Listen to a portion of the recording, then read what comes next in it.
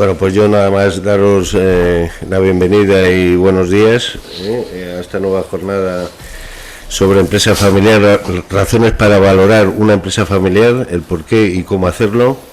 Desde luego, como siempre, gracias a Deusto y a Ibercaja, que nos acompañan como todos los días. Saludar a los ponentes: Carolina Roca, del Grupo Inmobiliario Roca; Juan Carlos Fandos, jefe de empresas participadas de Ibercaja; Mario de Gandarillas, socio de empresa familiar de Baciero; y Pablo Laína, Grupo Laína Gestión de Residuos. Modera Raquel Ballesteros, que nos hará en un principio un encuadre de lo que significa la empresa familiar, que es la responsable del área corporate y auditoría de Baciero. Nada más unos datos que cogí ayer en otra conferencia que hubo en Madrid sobre la empresa familiar con Ignacio Osborne. En España hay 1.100.000 empresas familiares, que significa el 89% del total de las empresas españolas, que es el mayor generador de empleo. El 67% del empleo privado corresponde a la empresa familiar, que son 6.580.000 puestos de trabajo, y las empresas familiares significamos el 57,1% del Producto Interior Bruto. En Europa hay 14 millones de empresas familiares y son 60 millones de puestos de trabajo. En la Comunidad de Madrid, el 55% de las empresas son familiares.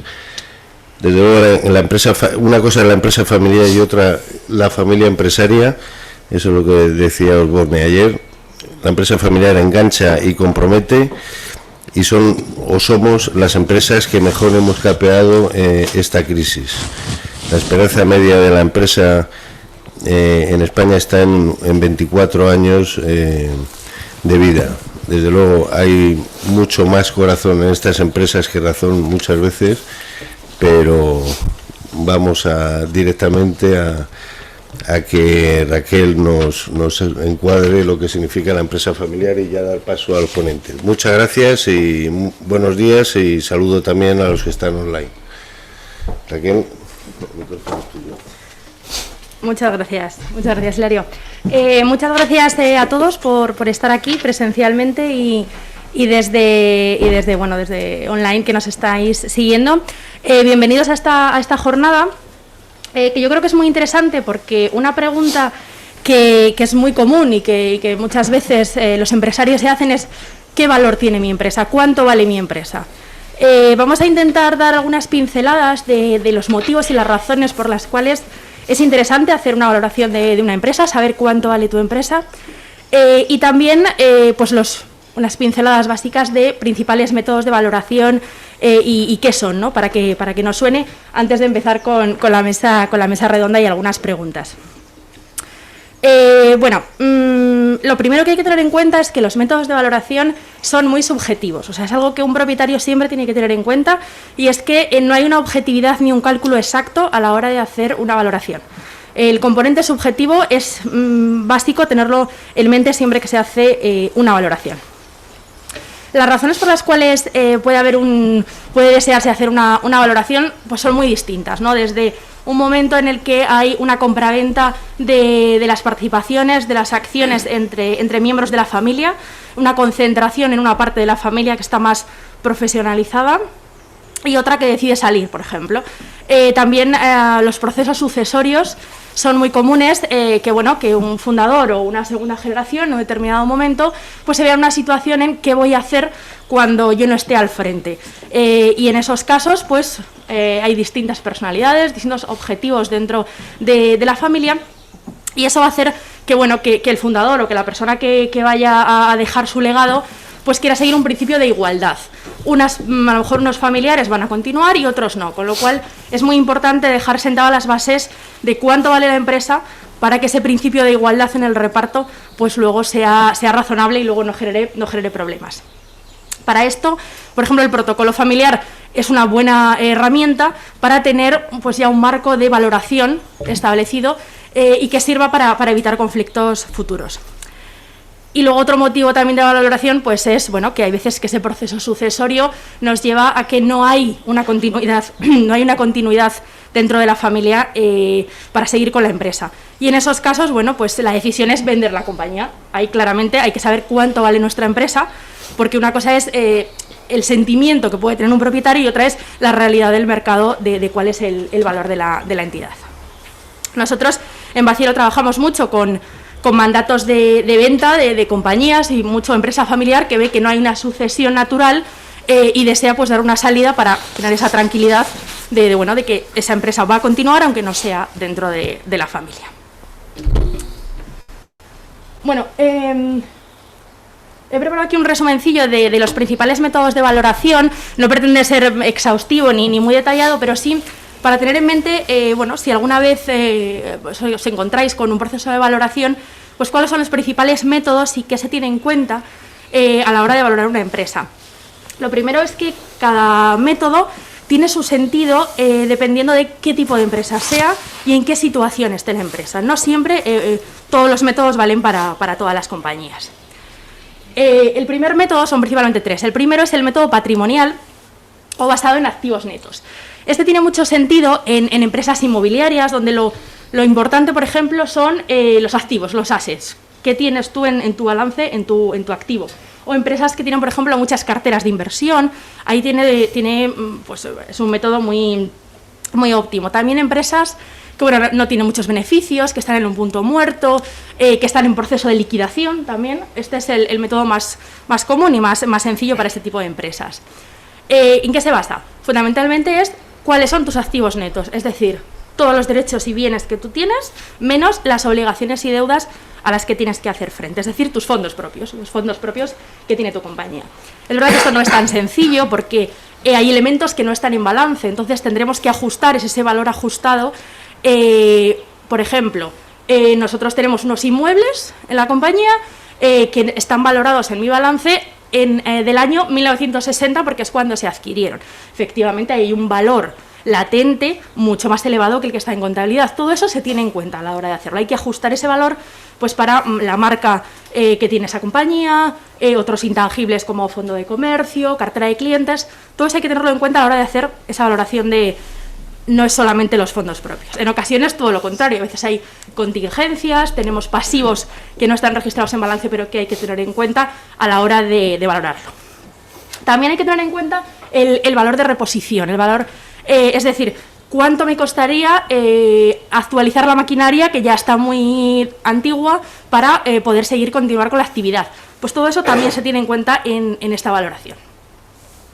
Y para el caso de empresas en procesos de liquidación, en procesos de disolución, pues el valor de liquidación es el que se toma, que al final es, bueno, cómo puedo realizar, cómo puedo hacer, convertir en efectivo, en caja, todos mis activos, con eso pagar todas mis deudas y lo que quede, ese es el valor de mi empresa, que ya no va a tener una continuidad, que está en liquidación. El segundo método es el método de valores de mercado o de rentabilidad comparada. Esto es complicado, es verdad que es un método muy efectivo, bueno, hay datos públicos de empresas cotizadas en las que estén en una situación, en un ambiente similar al que se encuentre la compañía y la idea es comparar cuando se ha hecho una transacción similar, es decir, se vende una compañía cotizada en la que sabemos el valor de las acciones y sabemos el precio que se ha pagado porque es público. En esos casos, si nuestra compañía es comparable, podemos hacer esa estimación de los ratios que se han utilizado. Esto es complicado porque no hay muchas transacciones de empresas que sean del mismo sector, que sean comparables, pero desde luego sería algo más objetivo, ¿no? Bueno, aquí he puesto un par de indicadores, simplemente por comentarlo, bueno, si nosotros sabemos cuál es el valor de la empresa cotizada y el beneficio que ha supuesto, podemos hacer ese mismo cálculo, ese mismo ratio para nuestra compañía. Y en otras ocasiones lo que se utilizan son los múltiplos del EBITDA, este es muy común. Es decir, si nosotros sabemos cuál el EBITDA es el resultado de explotación de la compañía sin tener en cuenta las amortizaciones y depreciaciones. Bueno, si nosotros sabemos cuál es ese EBITDA de una compañía cotizada y sabemos el precio por el cual se ha vendido, podemos ver cuántas veces su resultado de explotación, sin incluir las amortizaciones, ha supuesto el valor de la compañía. bueno, pues no sé, Campofrío, cuando se vendió, sabíamos el valor de cotización y aproximadamente 7 veces el EBITDA. Pues podemos decir, bueno, si mi compañía es similar, también se dedica a la alimentación, obviamente no es exactamente igual por tamaño, pero sí que podemos considerar que existe una similitud y podríamos calcular por lo menos, pues 7 veces mi EBITDA, cuánto sería el resultado, ¿no? Y el último tipo de métodos es sin duda el más utilizado, es el descuento de flujos de efectivo. Lo que consiste es en crear unas proyecciones financieras a medio plazo y actualizar el valor de los flujos de caja, es decir, de las entradas, el neto de entradas y salidas de caja, para saber cuánto dinero va a generar mi empresa en los próximos años. Básicamente eso es en lo que consiste. Muy interesante para empresas en las que bueno, sea relativamente sencillo establecer un plan futuro de cuáles van a ser los ingresos y los gastos de la compañía, y también para empresas en las que no hay datos históricos porque son nuevas empresas de nueva creación o que están en un proceso de expansión, con lo cual los datos históricos que tenemos no van a ser representativos de lo que espera tener la compañía en el futuro. Este es un método muy interesante porque es un método que nos da unas posibilidades enormes a la hora de hacer la valoración, pero tiene unas limitaciones, como son, bueno, el ser capaz de establecer cuáles van a ser tus ventas, tus gastos, tus entradas y salidas de caja en el futuro, que puede llegar a ser muy complicado, el valor residual, conocer tu valor residual que vas a tener, tu tasa de crecimiento, el coste de tu capital en el medio plazo. Bueno, tiene sus complejidades, pero desde luego es el método más utilizado de manera generalizada. Bueno, como conclusión, lo que me gustaría resaltar es que para valorar una empresa no es necesario que estés en un momento en el que pienses que vas a vender esa compañía. Valorar una empresa tiene otras ventajas a la hora de la gestión normal de la compañía, que puede ser muy interesante, porque es una buena forma de calcular las necesidades financieras. A la hora de negociar con una entidad financiera, a la hora de negociar con unos proveedores o una reestructuración de tu deuda, desde luego tener un plan de cuál es la valoración de tu empresa o unas perspectivas futuras de cuáles van a ser tus entradas y salidas de caja es algo desde luego muy interesante y la base de una negociación. Además también nos puede servir para una planificación a corto, medio y largo plazo, viendo las necesidades que vamos a tener y cómo afectaría al valor de la empresa cambios que hagamos, es decir, modificaciones en los precios, expansión en un mercado, eliminación o inclusión de un nuevo producto. Todo eso nos puede servir para ver, oye, todos estos cambios, ¿qué supone para mí en el valor de mi empresa? Y por último, y no menos importante, para medir el riesgo. Es una buena forma de iniciar un sistema de control de gestión para saber, bueno, si las decisiones que estás tomando suponen que mejore la situación de tu empresa o se estanque y pudieras tomar medidas un poco más arriesgadas o te estás a lo mejor corriendo demasiados riesgos para tu tipología de empresa. Bueno, esto ha sido un poco así, brevemente, el marco un poco de lo que es una valoración, por qué puede ser interesante para la empresa familiar el hacer una valoración.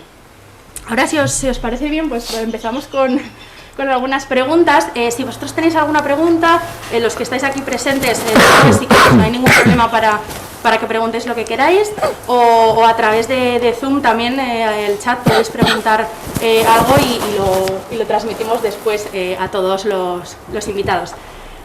Bueno, ya os ha presentado Hilario, pero bueno, si queréis os vuelvo a presentar. Es Mario de Gandarillas, es socio de empresa familiar en Baciero. Bueno, yo también estoy en Baciero, es compañero mío.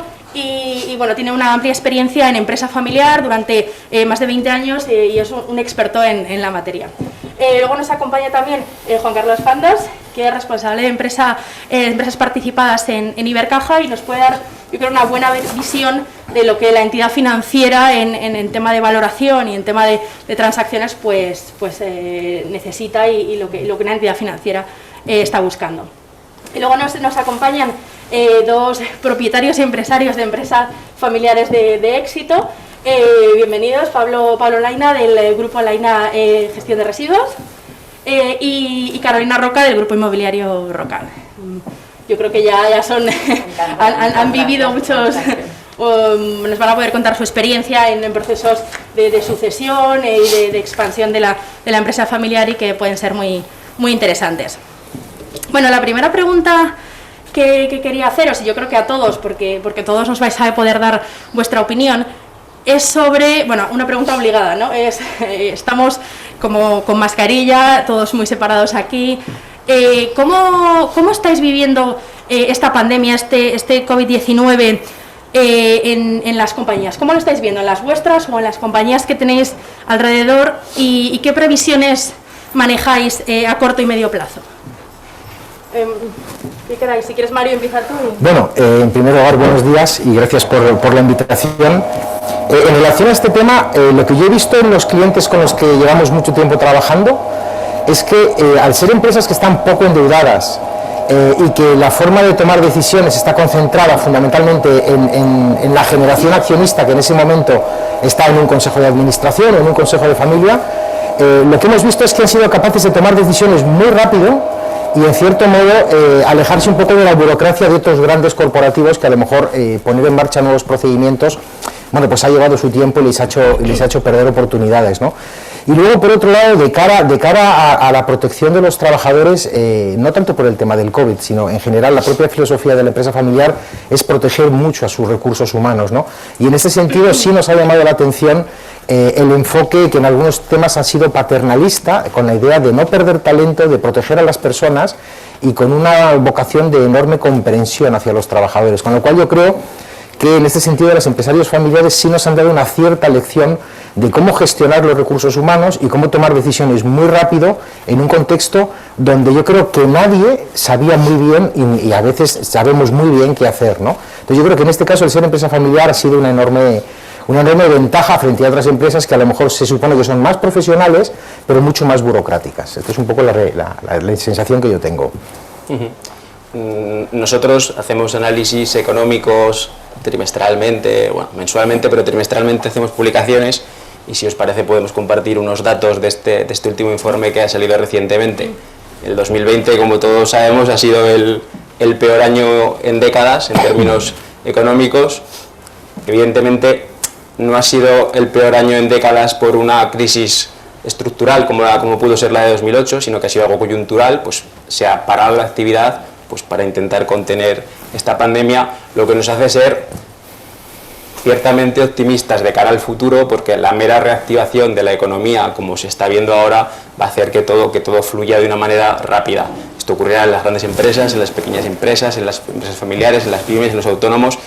Sí que es cierto que hay sectores que van a estar mucho más afectados que otros, como ya estamos viendo. En algunos la recuperación está siendo clara o incluso han crecido en esta época de pandemia, y hay otros sectores muy afectados en los que dolorosamente, tras 14 meses sin ingresos, por mucho impulso, mucha ayuda y muchas medidas que se estén tomando, pues llevará a la crisis.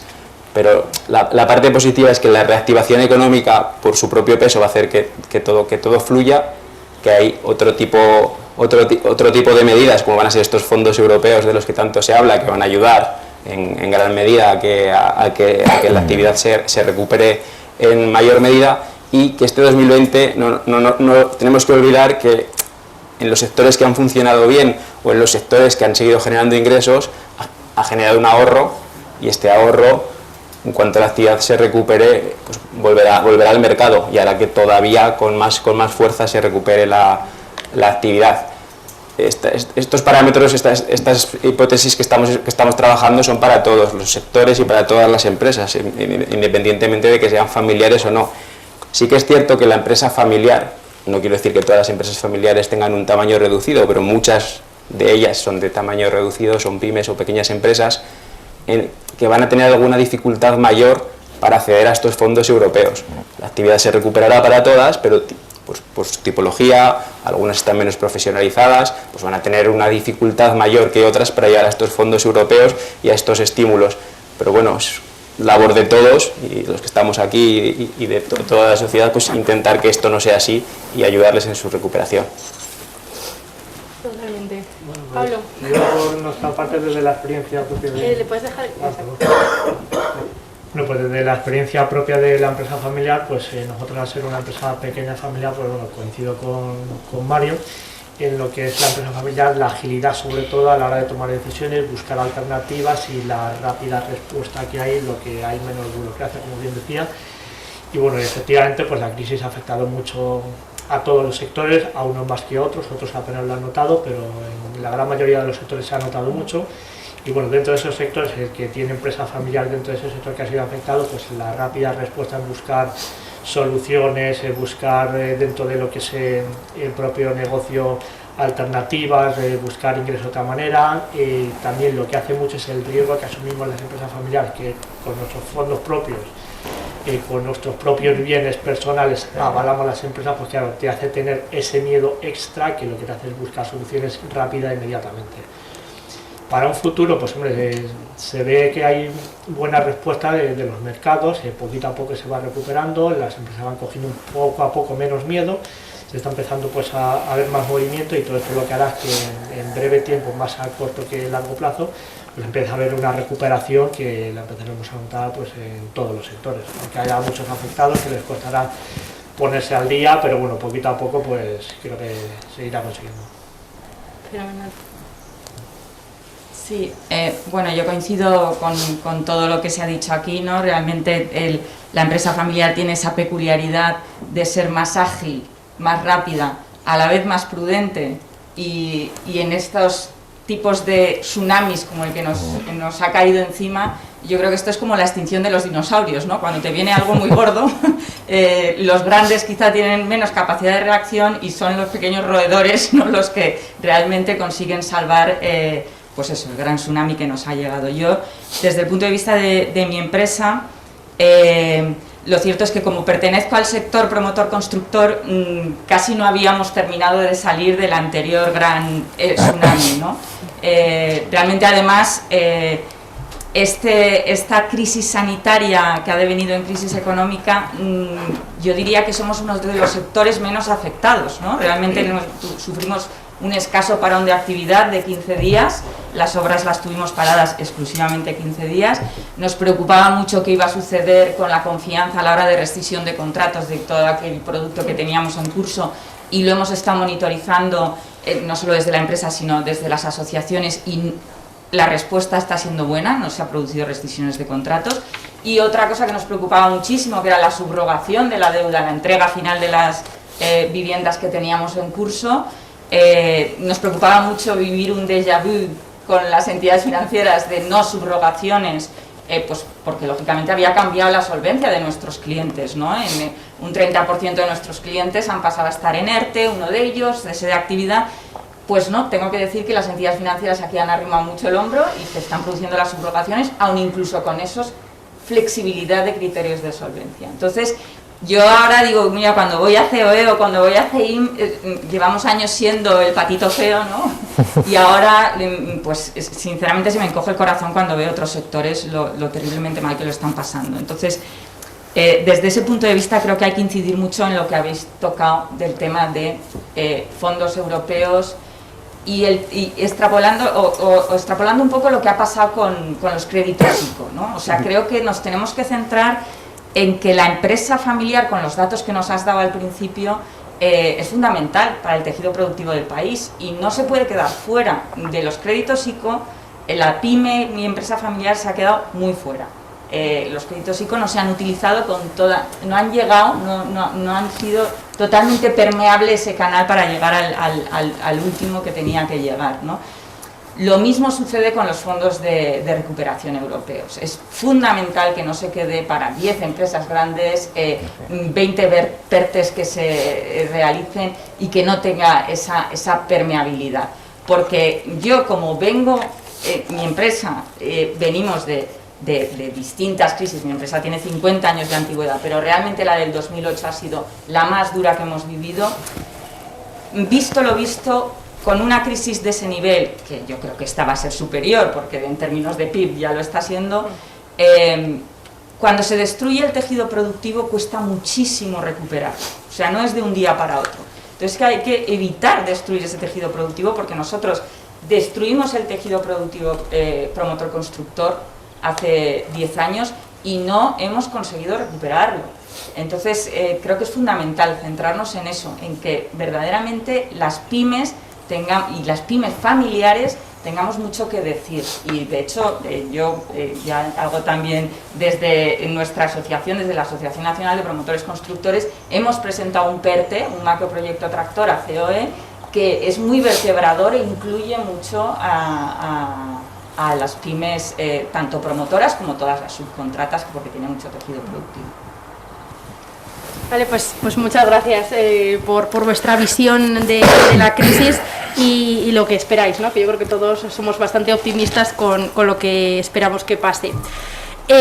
Ya centrándonos un poco en los temas que estábamos tratando, es verdad que la sucesión en una empresa, la transición generacional, es algo, bueno, es una prueba de fuego para el empresario que se encuentra a lo mejor, o bien el fundador o en las siguientes generaciones, se encuentra en una situación en la que, bueno, tiene a la familia, la administración, la empresa, la propiedad, y bueno, ¿qué factores vosotros creéis que pueden influir en el éxito o en el fracaso de un proceso de sucesión familiar? Además vosotros, Pablo, Carolina, yo creo que lo habéis vivido en vuestras empresas.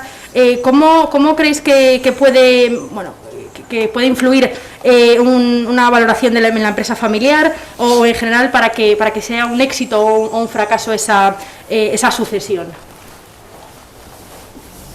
Bueno, a ver, yo es que no puedo hablar todavía de éxito o fracaso. Es verdad que mi empresa tiene más de 51 años de antigüedad.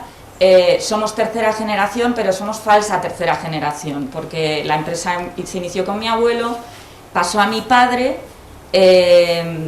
y sin que hubiera hermanos de por medio, y ahora estamos 3 hermanos, pero hermanos, no primos, ¿no? Yo creo que el hecho de que la tercera generación es donde suele estar el escollo es porque empieza a haber primos, no solo hermanos.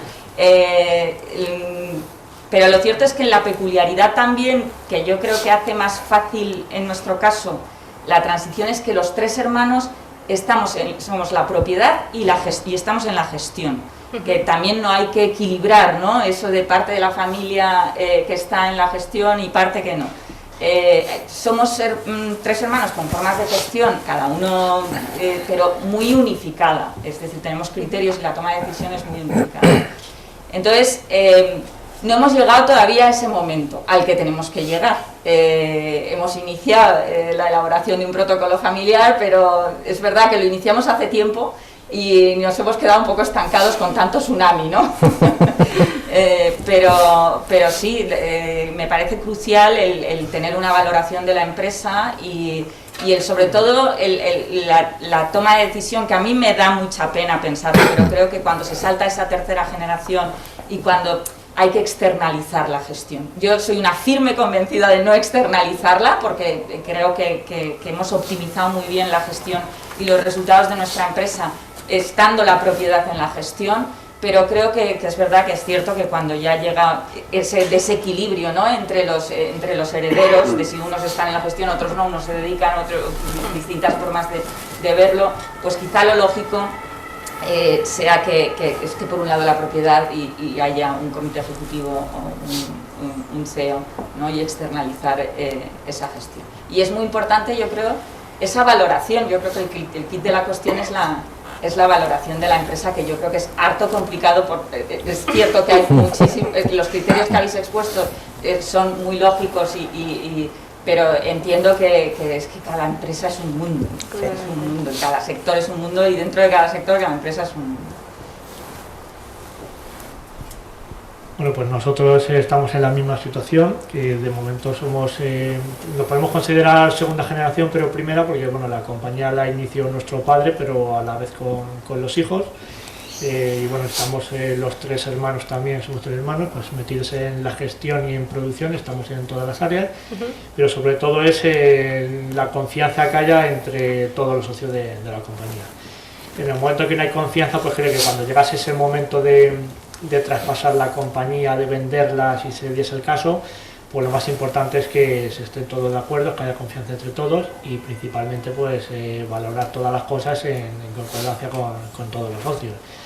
Pues en un futuro, pues cuando llegue ese momento, pues claro, pues tienes que valorar todas estas cosas, ver el mercado, ver la situación, ver los activos y sobre todo pues que estar todos de acuerdo en traspasar el total de la compañía, porque en estos casos familiares creo que sería un error que alguno de los hermanos o alguien de los socios familiares salga, venda a un tercero que sería un externo ya fuera del núcleo familiar, y ahí pues ya podrían venir pues muchos problemas por todo por lo que a lo mejor yo, bajo mi valoración, pues lo correcto sería vender la compañía al 100% o quedársela al 100% alguien de la familia. Que en caso de que algún socio quiera salir, algún socio familiar, pero que la familia se siga quedando con el 100%. Pero bueno, pues en principio pues eso, sobre todo la confianza que da el tener a la familia cerca. Y efectivamente, como decía también la compañera, pues que en el momento que entran los primos, pues ahí ya puede haber muchas más discusiones, porque entre hermanos se discute, pero al rato pues se olvida, pero ya entre primos se discute, ¿no? Pero bueno. Totalmente. Mario, tú como experto, asesor y consultor de empresa familiar, ¿cómo lo ves este tema? Bueno, yo creo que el tema de la sucesión es probablemente en la empresa familiar el tema del que se han publicado más libros, más papers, más investigaciones, ¿no? Y también creo que hay muchísimos clichés, ¿no? Es decir, en teoría, lo que tú has comentado, ¿no? Pues a partir de una tercera o cuarta generación, pues conviene que la familia esté en el control, en la estrategia y tener un consejero externo o un CEO, un director general externo, etcétera, etcétera, ¿no? Yo sinceramente, después de 23 años trabajando con infinidad de clientes en Europa y en América Latina, tengo que decir que estoy bastante en contra de las cosas que se publican, porque son teóricamente muy buenas, pero me encuentro con infinidad de clientes a los que no les ha funcionado, ¿no? Tú has dicho una cosa que es una gran verdad: cada empresa familiar es un mundo, y entonces a partir de aquí cada propia familia empresaria tiene que buscar cuál es su propio modelo de sucesión y pensar a la hora de aplicar clichés en qué contexto estamos. Es decir, nada tiene que ver un proceso de sucesión de primera a segunda generación, un padre que tiene el 100% que tiene que planificar la sucesión con 4 o 5 hijos. Aquí fundamentalmente lo que habría que enfocar es cómo hago la sucesión en la gestión, pero cómo hago la sucesión en la propiedad. Es decir, no es lo mismo repartir las acciones entre 4 hijos al 25% que privilegiar a uno como mayoritario por los motivos que el fundador considere. A partir de la segunda generación, yo creo que el escenario es completamente distinto. ¿Por qué? Porque lo que viene es una empresa de primos. Alguno de vosotros ha comentado, bueno, es que las relaciones entre los primos no son tan estrechas como las relaciones entre los hermanos, y una discusión entre primos es mucho más virulenta y más difícil de arreglar que una discusión entre hermanos. Esto es verdad, pero es verdad a medias, por lo menos en mi experiencia. Lo digo desde mi experiencia práctica, no quiero presentar ningún dogma. ¿Por qué? Porque yo he visto empresas de primos que están en tercera o en cuarta generación que han tenido la suficiente inteligencia de acercarse a modelos de gobierno corporativo, de planes de sucesión, lo más cercanos a las empresas públicas, a las empresas cotizadas. Y esto no tiene nada que ver con que estemos hablando de una gran empresa familiar o de una mediana empresa familiar. Yo personalmente considero que es más fácil articular un gobierno corporativo en una empresa familiar cuando tenemos a 14 socios, que son primos, y nadie tiene la sensación de que es el dueño de esto, que cuando tenemos a 2 hermanos al 50%. Y diréis, ¿cómo es más fácil poner de acuerdo a 14 personas que a 2 personas? Es infinitamente más fácil, porque primero, no todos dependen de la empresa familiar, es decir, pensar que 14 personas están trabajando en su empresa familiar es bastante difícil, en primer lugar, y en segundo lugar, el sentido de pertenencia que tienen 2 hermanos al 50% no es el mismo que tienen 14 primos, que tienen un 7, un 5%, ¿no? Entonces, un poco mi visión del tema es, alejémonos de los clichés, que cada propia familia empresaria defina cuál cree que es su modelo de sucesión más adecuado. Nada te garantiza que tu sucesión salga bien, es decir, tú puedes en un papelito poner cuál es mi plan de sucesión y de repente pasa algo como lo que nos ha pasado ahora y el plan de sucesión se derrumba, ¿no? Y quizá como única conclusión de este tema, con independencia del contexto en el que estemos, para mí la clave del éxito en una sucesión es la planificación, es decir, hay que dedicarle tiempo, hay que sentarse, hay que analizarlo y sobre todo hay que involucrar a la siguiente generación. Es decir, yo cuando me he encontrado con fundadores que te dicen, yo tengo clarísimo cómo voy a hacer mi sucesión entre mis 4 hijos, digo, tú lo tienes clarísimo, pero los que van a convivir con esta decisión son tus 4 hijos. Y tú el día que te mueras, si tus 4 hijos no han coparticipado en este plan de sucesión, las garantías de que funcione lo verás desde arriba. pero yo he visto muchas veces planteamientos sucesorios por parte de un fundador que estábamos seguros que iba a generar conflicto en la siguiente generación, y a nosotros nos ha contratado la siguiente generación para deshacer eso que hizo el fundador, porque la convivencia era muy difícil, ¿no? Entonces, como síntesis, que cada familia, en función de su propio contexto familia-empresa, busque su propio modelo, no apliquemos a rajatabla los clichés porque no siempre funcionan, y luego la planificación y dedicarle cierto tiempo es lo que te puede ayudar a que el proceso de sucesión salga un poco mejor que los que no han hecho nada, que también hay gente que no hace nada y funciona bien. O sea, y esto nos llevaría a un tema que no quiero entrar, y es que cuando la calidad de las relaciones humanas entre la familia son buenas, esto permite salvar muchísimos escollos de empresas que a lo mejor no están tan planificadas, pero que al final todos tienen como una visión común de lo que quieren defender, que es la empresa que les ha legado un padre o un abuelo, ¿no? Bueno, si algo define a una empresa familiar es la vocación de permanencia, ¿no? La continuidad de la empresa en las siguientes generaciones y a lo largo del tiempo. Pero hay veces pues que esto no es posible y que hay que pensar en la venta de la compañía. Yo creo que, Juan Carlos, nos puedes ayudar mucho a ver qué situación actual está ahora mismo las entidades financieras, vuestra entidad financiera Ibercaja, qué oportunidades ves en el mercado a la hora de la posibilidad de vender una compañía o incluso de comprar una nueva compañía por parte de hacer un crecimiento inorgánico con la compra de otra compañía. Pues el momento actual es bueno para vender, pues ya lo era antes de la pandemia, porque el mercado tiene mucha liquidez en un entorno de tipos bajos como el que todos conocemos, con pocas oportunidades de inversión, y con esta pandemia pues menos oportunidades de inversión en este último año, pues el apetito de los fondos de capital riesgo o los grandes capitales es alto y están dispuestos a comprar activos con una rentabilidad más baja de la que estaban dispuestos antes. Es un buen momento para vender, decía, pero sí que es cierto que algunos de estos fondos o grandes capitales quieren comprar con descuento. Derivado de esta pandemia, los planes de negocio se han retrasado, se ha perdido tiempo. Nosotros estimamos, que no lo he comentado antes, pero nosotros estimamos que el Producto Interior Bruto de 2019 se pueda recuperar a finales de 2022. Esa era nuestra estimación hace unos meses, ha salido por distintos organismos que también lo prevén así. Entonces, es un buen momento, sí, hay apetito, hay capital, hay liquidez para comprar, pero con cierto descuento, lo que pues puede hacer que algunas empresas prefieran esperar, recuperar su plan de negocio, recuperar la senda, recuperar la actividad y vender en un momento posterior, pero sí que es un buen momento, hay mucho apetito en el mercado, oportunidades hay muchas. No sé, Carolina, si queréis comentar algo al respecto. Bueno, sí que es cierto que el apetito lo hay.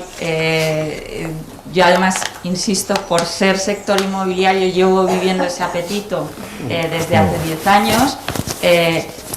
No es que fuera un apetito de decir este es el momento de invertir en el sector inmobiliario, promotor, constructor en España, sino que realmente pues teníamos un grandísimo problema de deuda y fueron los fondos los que, bueno, gracias a ellos vinieron, aportaron fresh capital y el sector recuperó su actividad, ¿no? Pero yo en ese sentido es que creo que es un poco incompatible, como has dicho bien al principio, con la idea de lo que es una empresa familiar. Es que una empresa familiar, y sobre todo si la familia está en la gestión, esa idea de crecer, hacer crecer la empresa para darle el pase, venderla y sacar la plusvalía, es que no va en nuestros genes. Es que realmente en absoluto va en nuestros genes, porque cuando dices tiene unos objetivos a largo plazo para siguientes generaciones, no, yo diría que tiene objetivos a largo plazo comparado con los objetivos normales de cualquier otra empresa. No hay que pensar en las siguientes generaciones. Lo que pasa es que yo en mis decisiones empresariales estoy pensando en lo que pasará dentro de un año, dentro de 2. No tengo que dar unos resultados a final de año para justificar ante nadie mi bonus, por ejemplo, ¿no? Entonces las decisiones son siempre lo mejor para la empresa, no para revestir ningún balance. Y esas decisiones a largo plazo es porque genéticamente tu empresa es casi un hijo más. y tus trabajadores y empleados realmente con esos fondos de capital riesgo no sabes dónde van a acabar. Es que yo creo que hay que distinguir entre el empresario familiar que desde el principio además crea la empresa para intentar lograr una plusvalía y venderla y con un crecimiento rápido, y la empresa familiar, que yo creo que es la inmensa mayoría, ¿no?, que tiene un crecimiento mucho más sostenible y que porque tiene la cero intención de ponerla a la venta. Y realmente lo que ha sucedido con mi sector, donde había mucha empresa familiar, muchísima empresa familiar, la venta no se ha producido por voluntad, se ha producido por necesidad. También se puede aprovechar este momento, no para vender el 100%, que no hemos entrado, yo he hablado de ventas de 100%, pero para crecer, ¿no?, para que estos capitales acompañen en el crecimiento, pues amplíen capital, compren una parte, entren, como bien dices, el capital busca rentabilidad y buscará salir a un medio plazo, pues igual a medio plazo pues te ha hecho crecer y te ha dado un impulso, ¿no? Igual que en el sector inmobiliario entraron, dieron un impulso y permitieron continuar, pues se pueden hacer fórmulas mixtas que no sean del 100%. Totalmente, y además es que tú de esto sabrás mucho, bueno, y que nosotros hemos tenido una participación con Ibercaja igualmente. Sí, y ahí todos tenemos que aprender, porque es verdad que es muy complicado, cuando tienes una estructura de gestión de empresa familiar, es difícil cuando llega un fondo y tiene una estructura en forma de pensar totalmente distinta. Y de hecho en mi sector, claro, es que nosotros tenemos una forma de pensar o de gestionar exclusivamente inmobiliaria, y de repente llegan unos fondos que su visión es auténticamente financiera. Y entonces aprender a hablar el mismo idioma cuando nos sentamos es complicado. Yo creo que hay que hacerlo, Y porque es algo, lo que dices tú, aporta valor. Que hay un término medio en el que, por ejemplo, ahora en el sector inmobiliario pues está surgiendo con auge el Build to Rent. En el Build to Rent son operaciones de inversión a largo plazo, donde el promotor podemos estar al principio, pero llega un momento que la explotación posterior del inmueble en alquiler pues requiere el apoyo de un fondo, ¿no? Entonces, sí, tenemos, desde luego es una oportunidad de crecimiento. Ahora tenemos que aprender, o nos tenéis que ayudar, ¿no?, a que fondos y empresa familiar intentemos llegar a hablar el mismo idioma. Un trabajo común, y puede ser una forma de financiación, no solamente la financiación bancaria, sino financiación para ese crecimiento que comentabas, que no llegaba a las pymes y a los autónomos al principio, a la empresa familiar en concreto, con la rapidez y la necesidad que tenéis. Pues otra vía de financiación es esta, ¿no?, que igual no es la común, no es la que más acostumbrada está la empresa familiar, pero bueno, es otra fuente que hay que explorar, igual que el resto. Totalmente. Sí, de hecho, yo digo por mi experiencia, está habiendo un movimiento bastante importante de fondos que buscan participaciones minoritarias en pymes, y muchas de ellas son familiares, con la idea de un plazo de 3-5 años, hacer una expansión, un crecimiento, con unas rentabilidades, bueno, que tampoco son tan elevadas lo que por lo menos estamos viendo, y desde luego sí que dan un impulso muy, muy importante. Comentabas antes, Carolina, y comentaba también Mario sobre el protocolo familiar, ¿no?, que el protocolo familiar puede ayudar a ser un instrumento para regular esas relaciones entre la familia y la empresa. ¿Cómo veis, o qué papel veis que juega el protocolo familiar en la empresa familiar, e incluso también en el hecho de que regule el proceso de valoración de la empresa dentro del protocolo familiar? Bueno, yo creo que el protocolo familiar, que es algo que se ha desarrollado muchísimo en España a lo largo de los últimos 20 años, incluso se ha abusado del uso, ¿no?, del propio concepto de un protocolo familiar. Yo creo que es la excusa perfecta para sentar a un conjunto de socios y de futuros socios a hablar de una manera ordenada de los temas que les preocupan, ¿no? En algunas familias el 80% del contenido de un protocolo puede estar relacionado con la sucesión, en otras empresas puede estar relacionado más con el gobierno corporativo, en otras empresas puede estar más relacionado con el proceso de concentración de la propiedad, algo que comentabais, ¿no? Pues a lo mejor no todos queremos seguir, regulemos muy bien quién puede comprar, aquí entraría muy en juego a qué precio puede comprar un miembro de la familia, tiene que ser el mismo precio que si fuera un inversionista externo. A ver, son temas que como tenemos en principio posiciones distintas, pues con independencia de que yo tenga mucho afecto a mis primos, a mis hermanos, o un gran respeto a mi abuelo, que es el que montó la empresa, al final estamos hablando de algo que va a tener un trasfondo económico, que me puede beneficiar o yo puedo entender que me puede perjudicar. Hablar de estos temas de una forma ordenada, con intervención de externos que pueden en un momento dado orientar ciertas discusiones o a personas, hacerles ver qué tiene más sentido, qué tiene menos sentido, pues creo que tiene un enorme valor, ¿no?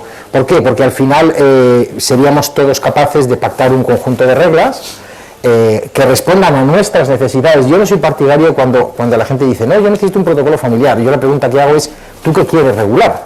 Porque es que al final el protocolo familiar es una especie de cajón desastre donde podríamos meter todo lo que le preocupa a una familia empresaria o a un accionista de una empresa familiar. Pero lo bueno de este tipo de instrumentos es que no solamente regulan todo aquello que una familia en un momento determinado quiere pactar a nivel de contrato privado, sino que además luego se puede implementar jurídicamente, es decir, se puede implementar con distintas figuras a nivel testamentario, modificando los estatutos de la compañía, se le puede dotar carácter de pacto parasocial, es decir, el modelo jurídico español permite que este tipo de pactos privados, donde se mezclan temas que no son necesariamente jurídicos, luego queden anclados con la posibilidad de que las personas se sientan vinculadas con ello, ¿no?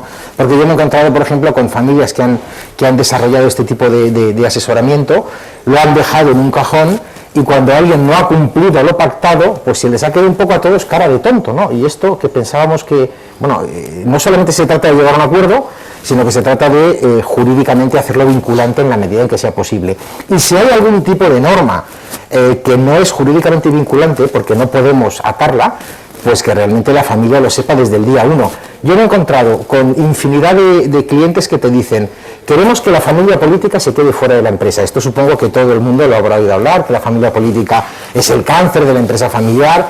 Es decir, si tú pones en un contrato privado que por estar casado con un socio jamás se te va a contratar, yo incluso, sin ser un experto en el tema, creo que sería hasta anticonstitucional, ¿no? Porque estás discriminando a alguien por con quien se casó, ¿no? Es decir, este tipo de reglas, que todo el mundo sepa que no podemos, que la única forma de cumplirlas es, bueno, pues que los 3 o 4 no metamos a nuestras parejas, son cosas muy sencillas, ¿no? Pero al final, yo creo que el protocolo es la excusa perfecta para hablar de los temas que ponen en riesgo la continuidad de una familia empresaria, no de una empresa familiar, porque yo creo que hay que tener en cuenta una última cosa. Es más, me gustaría hacerte una pregunta, a ver cómo lo consideras tú. Si vosotros, tú has dicho que hace poco tiempo, bueno, hace unos años estuvisteis pensando o empezasteis un trabajo de protocolo familiar. Yo te hago la pregunta, ¿para ti quién es el cliente, la empresa o la familia? ¿Cómo que para mí quién es el cliente? Es decir, cuando se busca un protocolo familiar, ¿quién lo busca? Es decir, ¿quién lo necesita, la empresa o la familia? Yo creo que lo necesita la empresa. Lo que quiere salvaguardar ahí es la empresa, quizá a costa de relaciones familiares, pues a lo mejor es un poco fuerte decirlo así, pero el planteamiento es la perdurabilidad de la empresa. Yo creo que luego la relación familiar se puede manejar, pero es que una empresa al fin y al cabo está llevando un proyecto con muchas familias, claro, dependiendo de ello y no sé, yo creo que lo que hay que salvaguardar es la empresa. Pues en función de cómo se responda a esta pregunta, el enfoque de un protocolo es distinto. Es decir, yo he tenido clientes que te dicen, para mí el cliente, es decir, tu cliente Mario es la familia, te dicen. Bueno, pues hay que buscar un tipo de protocolo. Y hay clientes que te dicen, no, el cliente es la empresa, es decir, hay que proteger a la empresa al 100% de la familia. Eso es otro enfoque de trabajo. Los dos se llaman protocolo familiar o pacto de socios, da igual el nombre que le queramos poner. Lo que quiero poner sobre la mesa es que son cosas muy diferentes en función de la tipología de la familia empresaria que demanda el servicio y que es una excusa buena para hablar de temas delicados. Es un poco la síntesis de este tipo de trabajos. Pues yo en ese sentido de lo que has comentado, porque lo que más nos preocupó cuando iniciamos el protocolo familiar era el poco peso jurídico que podía tener al final, que era al final como un pacto entre caballeros, sí, ¿no? Sí, ese es el error. Pero que lo importante a lo mejor de que el protocolo familiar tuviera más enjundia era el dotarle jurídicamente de mayor peso. Me has estado comentando varias fórmulas Sí. Yo no sé si es que se ha avanzado en ello o tú has visto que están dando buen resultado, ¿no? Bueno, modificación de estatutos. Al final, te quiero decir, o sea, el protocolo es un acuerdo marco que regula cosas que afectan al derecho civil, al derecho mercantil, pueden tener planificaciones fiscales dentro del propio documento, ¿no? Y entonces puede afectar al tema de capacidad de personas. Hay familias donde a lo mejor en la siguiente generación alguien tiene alguna dificultad y hay que buscar un sistema de tutela o curatela para proteger. Depende un poco de lo que te encuentres. Es cierto que en el ordenamiento jurídico podemos blindar o conseguir dar garantías a, yo te diría, al 80, el 90% de los pactos que una familia contiene. Y además en España, no recuerdo el año, pero se publicó un Real Decreto que hacía referencia a todo el tema de la publicidad de los protocolos familiares. Es decir, vamos desde, este Real Decreto establece desde la posibilidad de decir en el registro mercantil que la empresa Pérez tiene un protocolo familiar, hasta modificar cláusulas en ejecución de un protocolo familiar. Es decir, en España el legislador, como hay tanta sensibilidad en el tema de empresa familiar, y aquí yo creo que el Instituto de Empresa Familiar ha hecho una magnífica labor, no solo en el tema fiscal, sino en el tema de que el legislador se dé cuenta de que la empresa familiar es distinta en algunas cosas a la empresa no familiar.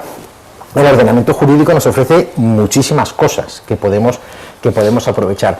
Y si hay alguna que podemos decir, oye, esto no lo podemos blindar, esto es un pacto entre caballeros, es fundamental que el cliente lo sepa. Que todos los sepan, que todos lo sepan, porque yo me he encontrado con personas que tenían, yo me he encontrado con protocolos familiares donde en el régimen del control de la propiedad habían frases que decían, está prohibido vender acciones fuera.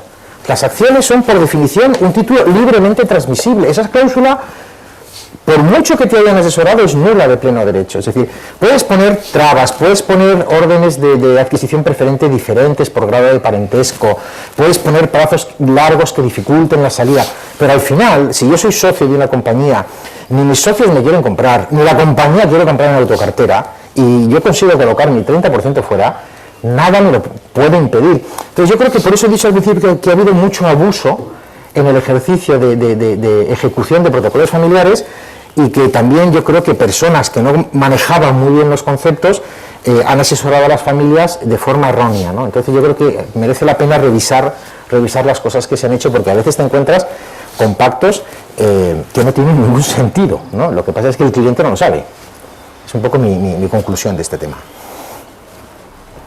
Para nosotros, desde un punto de vista de valoración, no hemos visto tantos protocolos familiares porque no transaccionamos con empresas familiares regularmente, pero sí que el pacto de socios, que es algo similar, sí, es algo en lo que hacemos mucho hincapié, mucho análisis, y en muchos aspectos, en los derechos de adquisición preferente, por supuesto, en quién puede comprar, quién no, con pues, la dirección, si está regulado, cómo va el proceso sucesorio, si lo hay en el protocolo, y también un punto que en la valoración de las empresas familiares entiendo que es importante, es la iliquidez, ¿no? de este tipo de transacciones. Al final, cuando un inversor entra en una empresa familiar, no tiene un mercado cotizado después en el que pueda desprenderse de estas acciones, participaciones. Entonces, en estos pactos, protocolos, para nosotros, desde un punto de vista de valoración, sería importante que estuviera regulado la distribución de dividendos, en el caso de beneficios, cómo se va a dar, o si no se va a dar, o cosas de este tipo que influyen directamente en la valoración. Entonces, para un inversor, en estos pactos es importante que estén reguladas estas circunstancias, porque si no, la valoración pues puede sufrir, pues no sé, si un 30, un 40, un 50% de descuento sobre el valor por no estar incluidas estas cláusulas en estos pactos. Entonces, desde un punto de vista de valoración, el protocolo o pacto de socios es muy importante y lo analizamos con mucho detalle.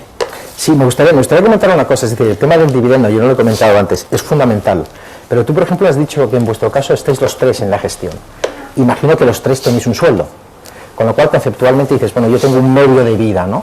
Pero si alguno de vosotros tres no estuviera trabajando y tiene el 33% de vuestro grupo empresarial, la pregunta es, ¿para qué me vale el 33% si no tengo un dividendo mínimo garantizado? O sea, por eso vuelvo al discurso que he dicho al principio. Cada tema es especialmente importante en función de la situación en la que esté cada familia empresaria. Cuando hay un accionista pasivo, al margen de lo que tú estás diciendo, que es fundamental para posibles inversores, o sea, si yo tengo... O sea, yo el concepto de rico virtual me lo dijo hace muchos años un cliente y me pareció que era un concepto muy bueno. Es decir, este señor tenía más de un 20% en un grupo muy conocido en España y decía, la verdad es que tengo mucho patrimonio, pero no tengo liquidez, ¿no? Porque mis hermanos no reparten. Bueno, pues esto los protocolos deberían permitir llegar a un acuerdo, ¿no? Los protocolos o cualquier otro tipo de pacto. A mí el nombre de protocolo familiar al final es algo muy ambiguo, ¿no? Al final es un pacto entre personas que comparten un patrimonio.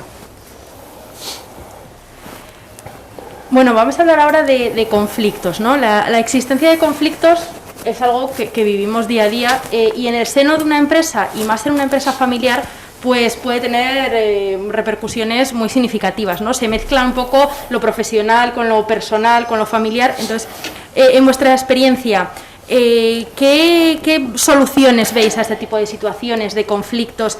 Y en el caso concreto, por ejemplo, de que no exista un acuerdo en la valoración de la compañía, ¿cómo veis posibles soluciones, alternativas, o cómo lo veis? No sé quién quiere empezar. Es complicado, ¿no? Complicado, sí, pero bueno, siguiendo al hilo del protocolo familiar, la mejor solución en el 90%, por no decir el 100% de los casos, suele ser ese protocolo familiar, porque ya regula previamente unos posibles acuerdos a futuro para, pues, si por ejemplo todos los socios están en puestos directivos o en puestos de producción o no, lo lógico es que, claro, cuando ya entran, como hablábamos antes de los primos, pues claro, todos quieren entrar a puestos directivos. No puede ser, si hay 3 puestos directivos y son 6 primos, pues no pueden entrar todos. Pues ese tipo de cosas se suelen regular, pues claramente con un protocolo familiar. Es cierto, el protocolo es un documento registrado, pero que se puede cambiar en cualquier momento, simplemente con el acuerdo de los socios. Principalmente, pues claro, es más que, como decía antes, pues que si el cliente o la empresa quien encarga el protocolo familiar, más que ambos, yo diría más bien que son los socios que trabajan en la propia empresa, porque son los que ven el relevo generacional, los posibles problemas que puede acarrear, discusiones entre familias y demás, pero ya no son discusiones entre trabajadores, que son familias, sino discusiones entre familias, son discusiones que te llevas fuera del trabajo, que luego lo típico, te juntas pues en un cumpleaños tal, y al final siempre sabes el tema del trabajo y posibles discusiones. Pues bueno, pues ese tipo de cosas está muy bien para regularlo con el protocolo familiar. Y bueno, y tú puedes tener un protocolo familiar, pero a lo mejor pues, los niños son pequeños, pero cuando son grandes vas viendo que la situación cambia, pues por el mercado, por la familia, porque uno quiere trabajar fuera, otro quiere trabajar en la empresa, pues siempre tienes instrumentos o argumentos para poder modificar ese protocolo y evitar un posible conflicto. Porque como bien decía, pues claro, hay socios que a lo mejor tienen accionariado, pero no trabajan fuera y no reparten dividendos. Pues claro, efectivamente tienes un patrimonio, pero no tienes esa liquidez. Dices, bueno, ¿de qué me sirve el tener X porcentaje de una empresa si no se reparte? Pues ese tipo de cosas se pueden dejar establecidas a día de hoy, pero en 5 o 10 años, 20, lo que sea, pues lo que no es ningún problema. Para cualquier conflicto, como decía en la segunda pregunta, pues la mejor solución es coger a una empresa externa o a alguien externo que sea ajeno a la empresa y muy importante a todas las familias, que haga una valoración y haga, digamos, una visión externa de lo que es el problema que hay interno. Porque muchas veces el problema interno cada uno lo ve desde su punto de vista, pero cuando desde fuera se ve uno, dos o varios problemas, pues hay una opinión pues muy distinta a la que cada uno puede tener pues internamente. Y en ese caso pues lo mejor es siempre acudir a alguien externo, experto en estos temas, pero sobre todo a alguien externo, y hacer posible que no tenga relación con ninguna de las familias. Totalmente de acuerdo. Bueno, pues yo de acuerdo, o sea, con respecto a la valoración sí entiendo que bueno, yo creo que quien mejor puede valorar la empresa, sinceramente, es el propietario, si además es gestor, pero está claro que en caso de conflicto, bueno, y sin caso de conflicto, para un tema tan importante como es la valoración de la empresa, que además me parece muy importante hacer valoraciones para llevar un control de gestión, no solo para el tema de la transmisión o de la sucesión, pues creo que es fundamental que haya un externo, independientemente de que yo soy una firme convencida de que quien mejor conoce el valor de la empresa es el que la gestiona, ¿no? Y el propietario el que la gestiona. Pero eso con respecto a la valoración. Con respecto a los conflictos del día a día,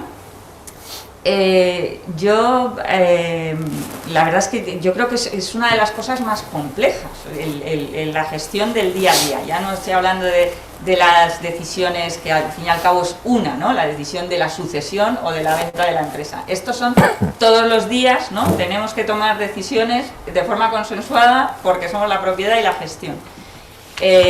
Yo en ese sentido creo que a nosotros nos ha funcionado muy bien, que no es cuestión de extrapolarlo a todas las empresas, pero nuestra empresa tiene la peculiaridad de que nos hemos dividido la gestión verticalmente en vez de horizontalmente. Es decir, territorialmente, digamos, ¿no? Somos una empresa que operamos en 4 comunidades autónomas y nos hemos dividido por territorios y por proyectos. Entonces, no es que haya un responsable jurídico, un responsable financiero, un responsable de marketing comercial, no. O sea, realmente cada uno gestiona sus proyectos verticalmente, íntegramente, de arriba hasta abajo, ¿no? Lo que pasa es que teniendo algo muy claro para gestionar proyectos en una misma empresa, lo que fijamos son unos criterios muy básicos, pero de los que no nos podemos salir, ¿no? O sea, compra de suelo, inversión mediante recursos propios, gestión de la financiación, comercialización, dónde operamos, el nivel de rentas al que va destinado nuestras viviendas. Es decir, una serie de criterios que no son muchos, esos sí que son bastante inamovibles. Es decir, ahí sí que surge el conflicto, cuando queremos afrontar un proyecto que se sale en algo de las pautas que tenemos marcadas. Y bueno, ahí discutimos, analizamos, argumentamos y tomamos la decisión siempre consensuadamente para iniciar un proyecto. Pero una vez el proyecto está iniciado, el que gestiona ese proyecto es soberano para él mismo, ¿vale? Luego es cierto que compartimos recursos humanos de la empresa y entonces también eso es a veces divertido ver, ¿no? Como los propios trabajadores técnicos y bueno, todos al final se dan cuenta que gestionan un proyecto para un hermano y luego gestionan un proyecto para otro y a cada uno se le entra de una manera distinta, o sea, pero bueno, eso también, como en la empresa familiar, y yo creo que en la nuestra pues tenemos una media de 10 años de antigüedad en la empresa, ya todos nos conocemos y han aprendido incluso eso, ¿no? Y yo creo que esa es una forma de gestión donde, teniendo los criterios básicos claros y discutiendo sobre si alguna vez te tienes que salir de esos criterios, que sea unánimemente, a partir de ahí una gestión más independizada para que no haya tanta fricción, porque si no la fricción es en el día a día, ¿no? Cada decisión que tomas. Pero bueno, lo que tú estás diciendo, vosotros tenéis unas reglas no escritas, o escritas, no lo sé, que han permitido ordenar perfectamente el modelo de gestión, quién y qué puede hacer cosas, ¿no? Y si me salgo del camino, bueno, a quién consulto y a ver si me lo autorizan, o yo les convenzo o ellos me convencen. En cierto modo, esa es la esencia de un pacto de familia, es decir, ir buscando alternativas que te resuelvan situaciones donde tú sabes que puedes tener, digamos, ciertas dificultades con tus socios o con tus colegas dentro de una compañía, ¿no? O sea, que eso, a mí me parece que eso es un modelo perfectamente viable y no tenéis un protocolo como tal, ¿no? Con lo cual, por eso decía que cada familia al final, a veces de forma sencilla, encuentra su propio modelo. Pero retomando, Raquel, lo que tú decías del tema de los conflictos, a mí sí me gustaría decir una cosa, es decir, el tema de conflicto en una familia empresaria, ¿ustedes conocen alguna familia, olvídense de empresa, donde no haya conflictos? Pues es tan sencillo como esto, es decir, si tú sueles tener conflictos en la estructura familiar y además tienes que convivir especialmente con tus familiares porque interactuáis en un tema económico empresarial, pues la posibilidad de amplificar esos conflictos es mayor en la familia empresaria que digamos que en la familia no empresaria, aunque todas las familias tenemos deficiencias, ¿no? En la comunicación, en las relaciones con nuestros hermanos, primos, abuelos, etcétera, ¿no? Entonces, en el tema de los conflictos, lo que yo he aprendido es que si los conflictos no se resuelven, lo único que hacen es, bueno, pues quedarse ahí enquistados y salir de una forma descontrolada cuando estamos hablando de un tema que nada tiene que ver con el conflicto. Es decir, yo pongo un ejemplo, si yo tengo una pésima relación con mi hermano, por los motivos que sea, porque históricamente tengo una pésima relación con mi hermano y sin embargo yo soy el director comercial y mi hermano es el director financiero, la pregunta es hasta qué punto tengo la capacidad de ser objetivo cuando interactúo con el director financiero al que no soporto. Es un ejemplo muy breve, ¿no? Pero esa es la realidad que hay en las relaciones entre los miembros de un sistema familiar, ¿no?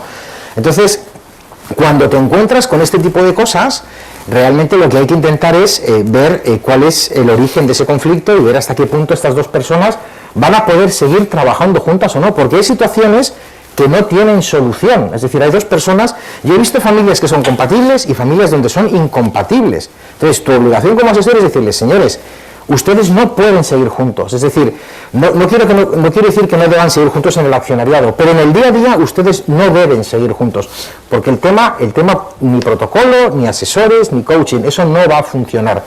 Y hay otras familias donde efectivamente hay conflictos que están larvados, pero bueno, se ponen sobre la mesa y se consiguen resolver. Y en este sentido hay una cosa, yo tuve oportunidad de coincidir en un foro de empresa familiar con una persona que se llama Sarah Kopp. Sarah Kopp es una norteamericana que probablemente es la persona que ha intervenido en las mediaciones más importantes del mundo en conflictos entre familias que comparten patrimonio, ¿no? Y a mí esta mujer me explicó una cosa que me llamó mucho la atención. Y me dijo, y además es que yo lo había comprobado luego con mis clientes, pero no había hecho el razonamiento que hizo ella, ¿no? Y es que en una empresa familiar o en una familia empresaria todos tienen parte de razón. Salvo que estés trabajando con alguien que tiene una patología, cuando te cuenta su versión del problema, tiene muchísimos argumentos que te dicen, caramba, este señor tiene toda la razón. Y luego te sientas con el otro de mano y dices, joder, es que este también tiene toda la razón. Y eso está muy relacionado con lo que tú estabas comentando al final. Depende de qué prisma lo miremos. Bueno, pues es que nadie en una empresa familiar tiene la verdad absoluta, ¿no? Porque depende desde dónde miremos un tema en concreto, podemos ver que las dos partes tienen cierta parte de razón, ¿no? Y esto está muy relacionado, no sé si habréis oído el concepto de la historia y la contrahistoria. En todas las empresas familiares hay una historia oficial, sobre todo empresas que tienen 40, 50 años, incluso en la página web tienen como su historia, ¿no? Está muy bien como elemento de sentido de pertenencia, de marketing, etcétera. Pero luego hay una cosa que es la contrahistoria, y es lo que se cuenta en cada bloque familiar o en cada rama familiar. Bueno, pues si la historia y la contrahistoria no coinciden, es cuestión de tiempo que esa familia o esa empresa familiar tenga un grave conflicto, ¿no? Pero casi siempre todos tienen parte de razón. La idea es intentar, bueno, ponerles de acuerdo en las cosas que son fundamentales para continuar, ¿no? Porque el tema de los conflictos, si no, sería infinito, ¿eh? Bueno, no sé si alguno de los asistentes tiene alguna pregunta, quiere comentar algo o... Por favor. Tengo una pregunta para Juan Carlos. Sí.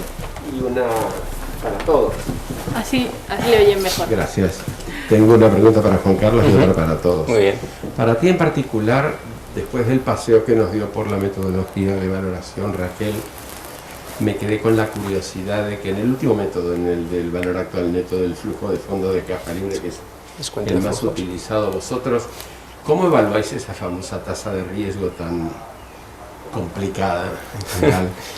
Pues, si hay alguna cosa oficial, tabla oficial. En base a la experiencia, al sector, Claro. por supuesto, el sector, y un poco a las previsiones macro y micro que nuestros departamentos de análisis tienen para ese sector específico. Y en base al conocimiento de la empresa, el plan de negocio, no hay nada donde acudir. No hay una publicación. Hay publicaciones, hay publicaciones especializadas, hay gente que habla al respecto, pero claro, hablan siempre en general, teórico, sectores concretos. Sí. Pero es muy difícil generalizar en este concepto. Y cada valorador tiene sus propios números. Al final no hay una norma, es la experiencia y el entorno lo que te da el sector, sobre todo. Gracias, De hecho, a veces trabajamos con rangos, ¿no? Con rangos, Y sí, por miras la supuesto. sensibilidad, dependiendo de un rango de porcentajes para ver qué valoración da dentro de ese rango. Es muy complejo. Muy complejo. Gracias. Y la segunda pregunta que tenía es un poco al hilo de lo que dijo la señora Roca, ¿no? Que estamos todos esperando esos 140.000 millones que vienen de la Unión Europea para ayudar y que no se queden en esas 10 empresas que por algún motivo particular están en ese grupo tan selecto de las 10 empresas, que puedan llegar a las empresas familiares. Mi curiosidad es qué podemos hacer para poder ayudar a que ese proceso sea beneficioso, no solamente para los top 10 de toda la vida, sino también para los top 1.1 millones que tenemos y que constituyen ese 45% del PIB. Muchas gracias. Te devuelvo el micrófono a Raquel. Muchas gracias. No sé, yo creo que lo primero que tenemos que hacer es tener claro cuál va a ser el sistema de reparto y cuál es quién va a conceder, cómo, por qué, y todavía no lo está. O sea, todavía estamos en un proceso no cero, sino -1. Entonces, a partir de allí, pues habrá que ver cómo los grandes agentes, entre los que entiendo que el sistema financiero se incluye, puede ayudar a que esto se reparta de una manera más homogénea. Yo no conozco los datos del sistema financiero, los casos son particulares, pero sí que me consta y sí que conozco que los préstamos ICO que coincidió Ibercaja en el 2020, el 81% de estos préstamos fueron destinados a pyme y autónomo. O sea, desde el sistema financiero hay mucho que hacer para que esto llegue a la pequeña empresa, la empresa familiar, el autónomo. Pero hay que esperar un poco, conocer las reglas del juego y a partir de ahí pues trabajar conjuntamente, como hemos hecho con los ICOs, aunque no haya llegado con todo lo que con toda la celeridad que nos gustaría a todos. Yo creo que sí que podemos participar, pero todavía se está definiendo la manera. Yo fíjate que con respecto, concretamente en mi sector, el planteamiento no es tanto de labor de entidades financieras, sino lo que reclamamos de forma urgente es un cambio de marco jurídico. O sea, para que el urbanismo o el sector inmobiliario se pueda convertir, yo no digo, pero en un catalizador de inicio de la recuperación, lo que demandamos no es asígneme a mí estos fondos o que las entidades financieras agilicen la financiación a través de esos fondos, sino que lo que necesitamos es un plan de choque urbanístico. Lo que pasa es que es súper valiente, o sea, súper valiente para los conceptos que tenemos ahora. Nosotros el planteamiento que hacemos es, vamos a ver, es necesario la producción de vivienda a precio asequible, porque es necesario, tenemos una grave crisis de acceso a vivienda, llevamos 10 años sin producir apenas vivienda de obra nueva, y además tenemos otro gran problema, que es la necesidad de regeneración urbana y el cumplimiento de la Agenda 2030, es decir, son dos importantes exigencias que tenemos como país. A eso se junta, estas las teníamos ya antes de la pandemia, pero ahora se junta con la pandemia que tenemos la necesidad de generar empleo. La promoción de construcción es una gran generadora de empleo y puede absorber muchísimo desempleo de otros sectores, ¿no? O sea, digamos que en la anterior crisis fuimos el epicentro y salió en rescate del país el sector, el turismo, ¿no? Hostelería, y absorbió gran parte del desempleo generado por nosotros.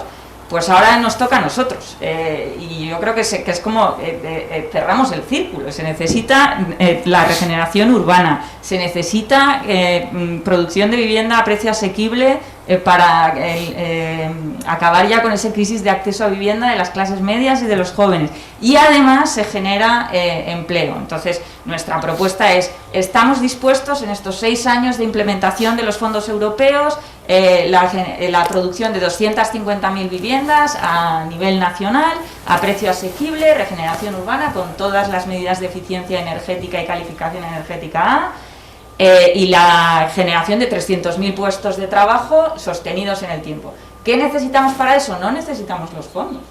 O sea, la intención es, sí, necesitamos 5.000 millones de los fondos, pero con la intención de atraer 30.000 millones de inversión privada. Aquí la idea no es...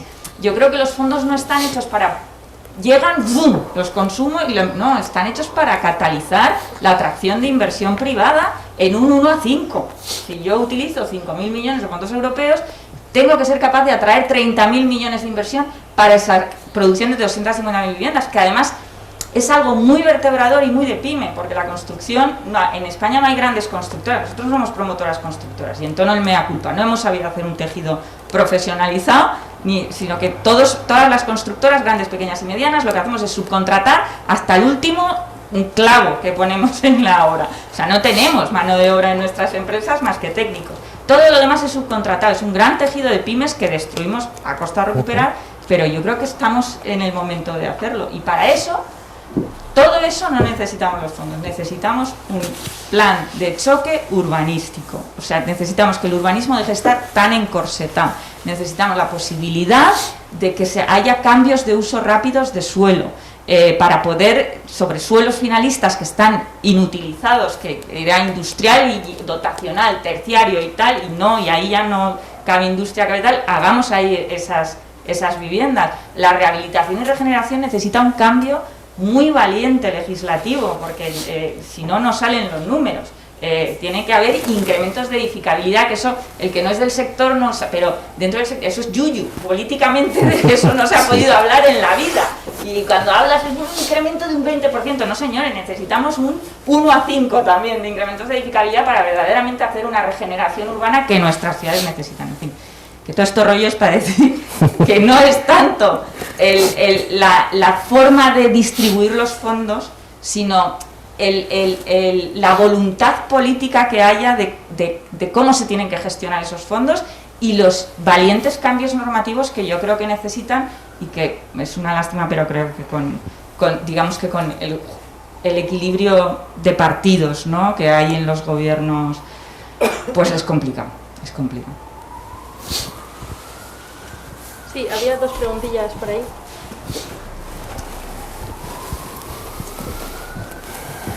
Sí, buenos días a todos. Buenos días. Y una pregunta que yo creo que la habéis tocado todos, pero a mí me interesa un poco el tema de la carrera profesional, ¿no?, de futuro, porque estamos hablando de que su sociedad pues tiene 3 socios, que son hermanos, estamos con la problemática de los primos, pero claro, llegará un momento que ese protocolo, y ahora ese acuerdo de protocolo tendrá que sustituirte a ti, o a ver a quién sustituya. Es decir, esa carrera ahí se hace, es que me ha venido a la cabeza un poco la dificultad que tiene que tener eso a la hora de hacer una carrera profesional entre miembros de la propia familia que estén preparados para ello, y que alguien quiera ser gerente, pudiendo ser técnicamente administrativo porque no llega, y a ver cómo se soluciona eso, porque eso, 3 hermanos o 3 socios se maneja bien, pero ¿cuál es el futuro si no hay una carrera profesional que prepare? Porque si no, iríamos a un protocolo ya de externalización o de accionista pasivo. Eso es un poco mi pregunta, un poco mezclada, pero... estoy entendiendo de cara siempre a la siguiente generación, ¿verdad? Correcto. A ver, en este tipo... A medio y largo plazo, claro, a corto plazo no hay problema. Pero... Claro. O sea, a mí cuando me plantean, por ejemplo, definir planes de carrera para una siguiente generación, con el objetivo, en cierto modo, lo que hay detrás de un plan de carrera son 2 cosas, ¿no? Al final es saber si yo trabajo en la empresa de mis tíos, hasta dónde puedo llegar, si hay un techo de cristal o no, por un lado, y en segundo lugar, saber si puedo convertirme en el director general el día de mañana en esta empresa, ¿no? Es decir, son como los dos parámetros que hay. A mí cuando me piden hacer planes de carrera y preguntas, oye, ¿qué edad tiene la tercera generación? Por ejemplo, no, pues tienen 10, 12 años. Digo, a ver, no nos metamos en un tema que lo único que haríamos es, bueno, pues una moneda al aire y tirar un poco de lo que hay publicado, de los manuales, de los papers que te dicen cómo hay que hacer un plan de carrera. Con lo cual, yo no recomiendo hacer un plan de carrera cuando tienes una generación que no sabemos cómo son. Cuando ya tienes hijos que están a partir de los 20, 20 y tantos en la tercera generación, creo que es muy importante hacer un ejercicio de lo que es un plan de carrera, ¿no? Es imposible decir, yo creo que nadie puede decirle a nadie quién es el sobrino o el primo más capaz o más competente para ser el máximo responsable de la compañía, o incluso ser un primero entre iguales en la tercera generación. Pero lo que sí se puede hacer es objetivar cuáles son los mínimos que tiene que dar esta persona, a nivel de formación, a nivel de experiencia, a nivel de personalidad, porque hay personas que de entrada sabemos que no deben ser, y esto es algo que hay que trabajar con la familia y especialmente con el padre o la madre de esta persona. Creo que te estoy deslumbrando yo, no lo sé. Con el padre... Soy yo. Ah, es que... Vale, menos que veo que te está llamando un reflejo. Ah, vale. Yo estoy viendo, pero bueno. Entonces, yo creo que hay que empezar en la parte negativa, es decir, ¿qué es el mínimo que tienes que dar para poder ser candidato a? Si nos ponemos de acuerdo sobre esto, ya nos dejamos a unos cuantos fuera. O por lo menos se les da un mensaje muy claro. Si no cumples estos mínimos, pues lo vas a tener difícil, ¿no?, para ser el primero entre iguales. Y cuando luego nos encontramos con que efectivamente hay talento suficiente en una familia y resulta que en 4 ramas familiares aparecen 3 candidatos que sobre el papel dan el perfil, yo creo que es un ejercicio de altísimo riesgo el definirlo desde dentro, ¿no?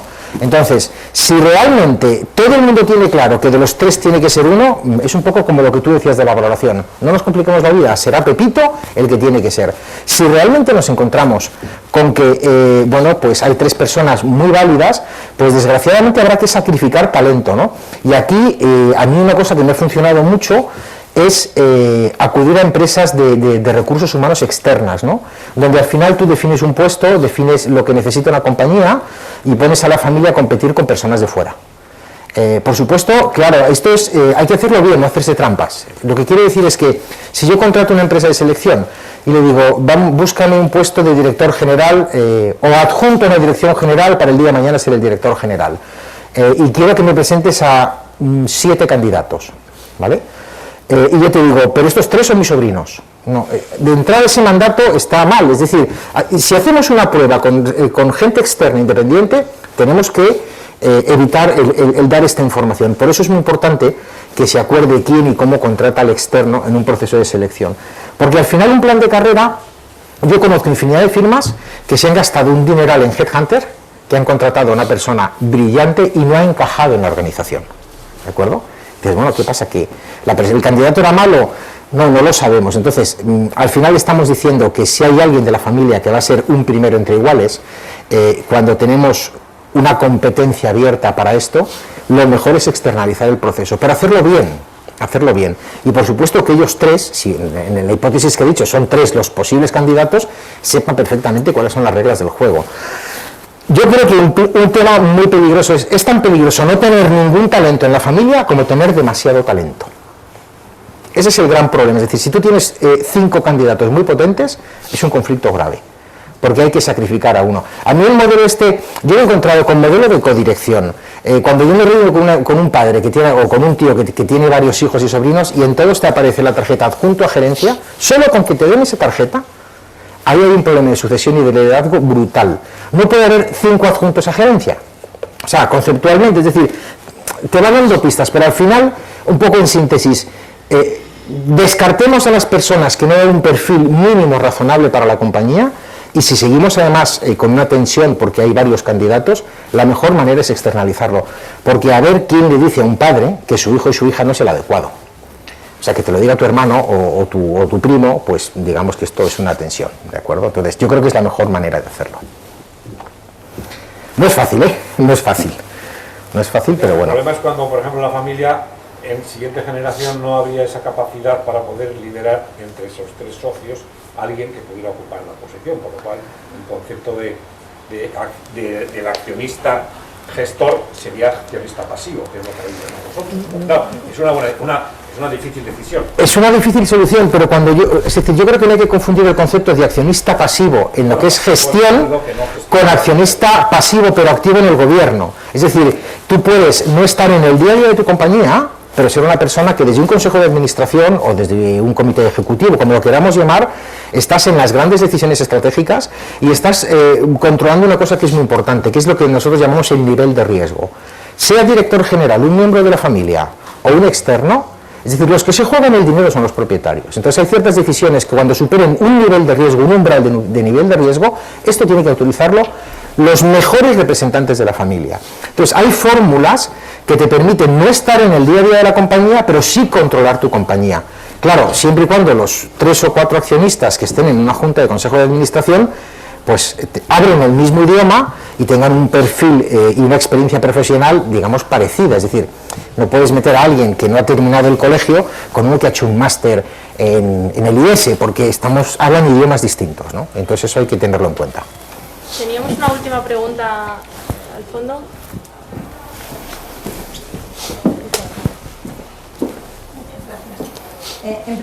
Rápidamente, muchas gracias a todos por la claridad y la transparencia con la que habéis hablado, de cosas que son muy reales. Juan Carlos ha hecho un comentario antes. ¿Yo? Sí, Mario. Juan Carlos. Mario, perdóname.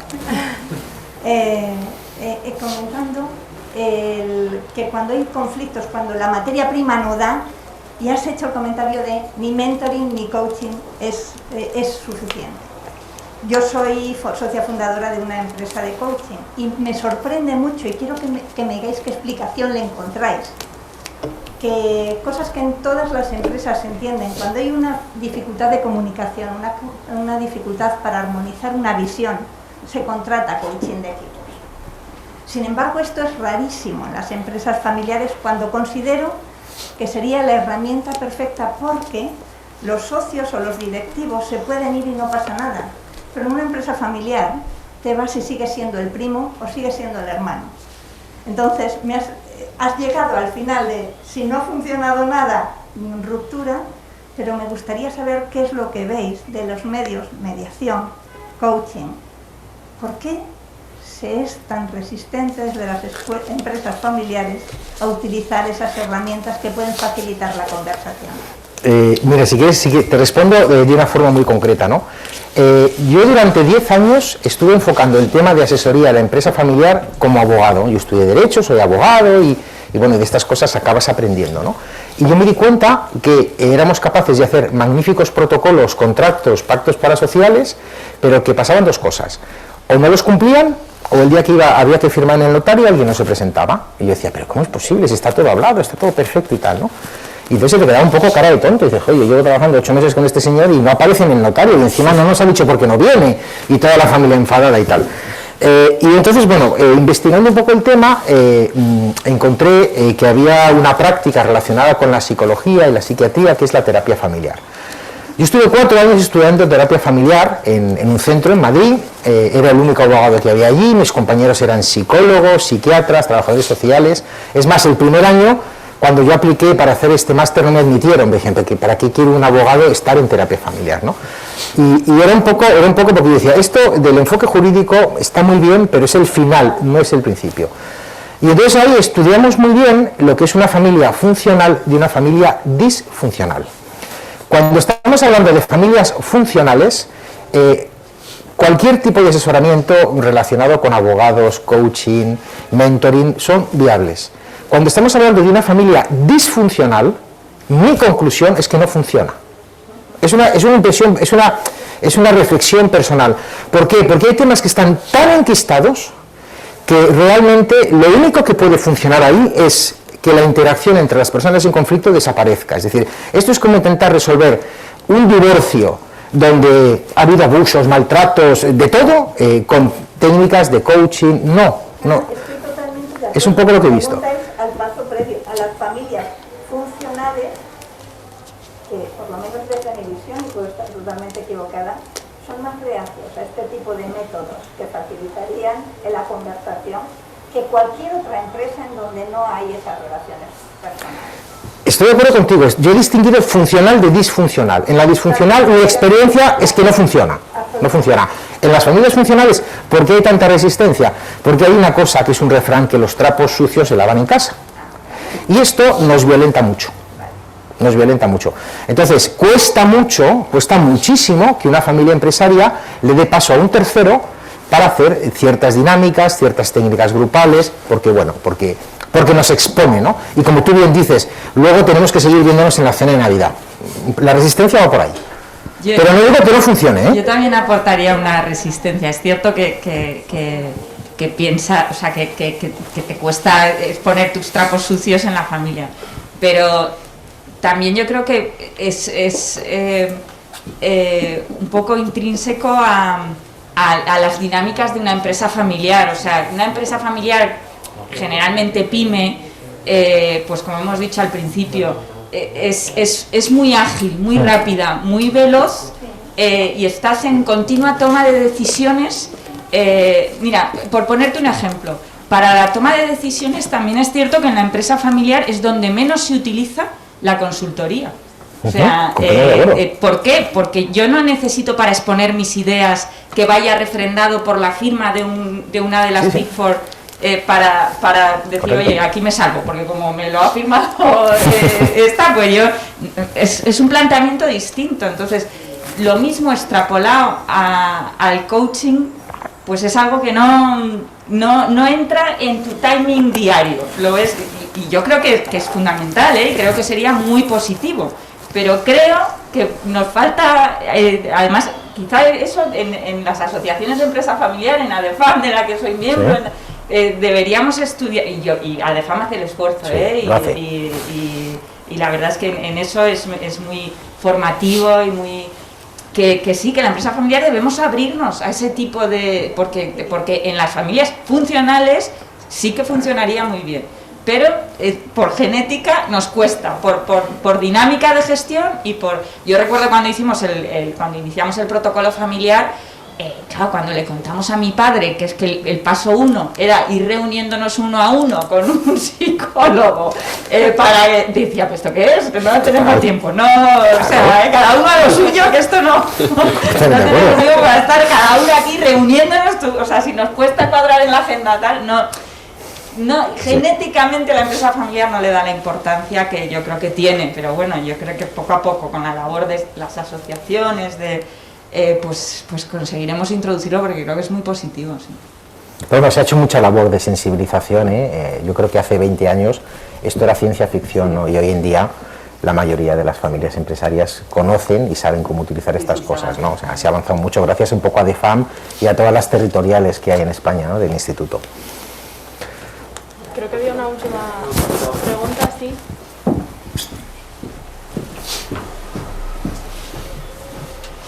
Buenas tardes. Muchas gracias a todos. Muy rápido.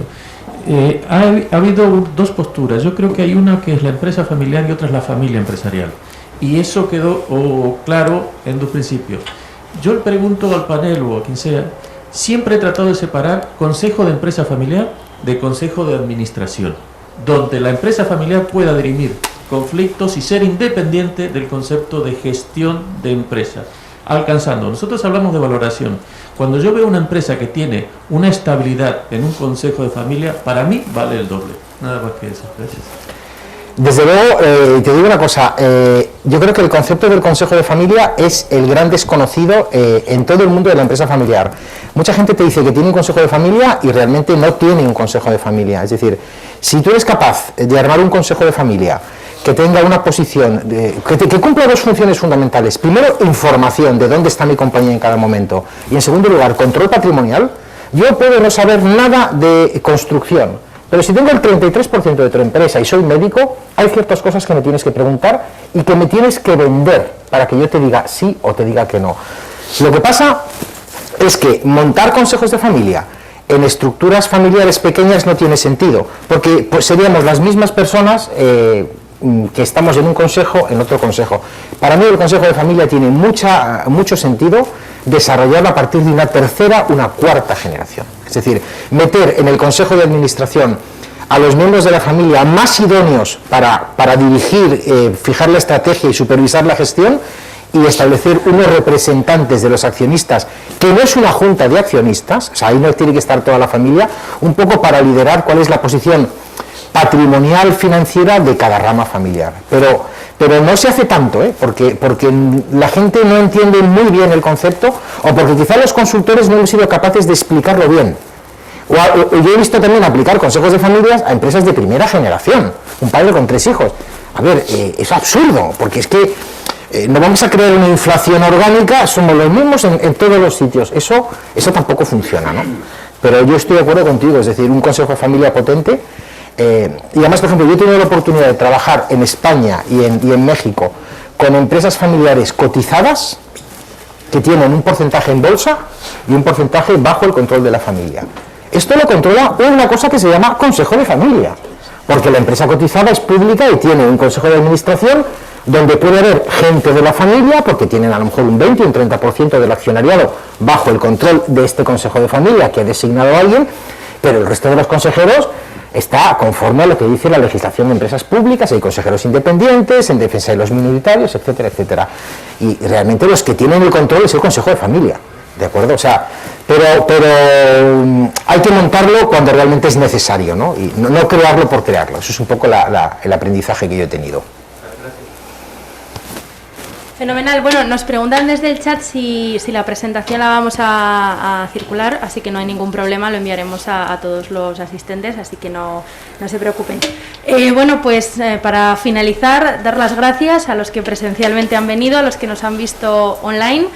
A nuestros ponentes, Carolina, Pablo, Juan Carlos, Mario, muchas gracias por vuestros comentarios, vuestra opinión y vuestra experiencia. Y muchas gracias a Madrid Foro Empresarial, a Ibercaja y a Deusto por acogernos aquí. Muchas gracias y buenos días. Buenos días.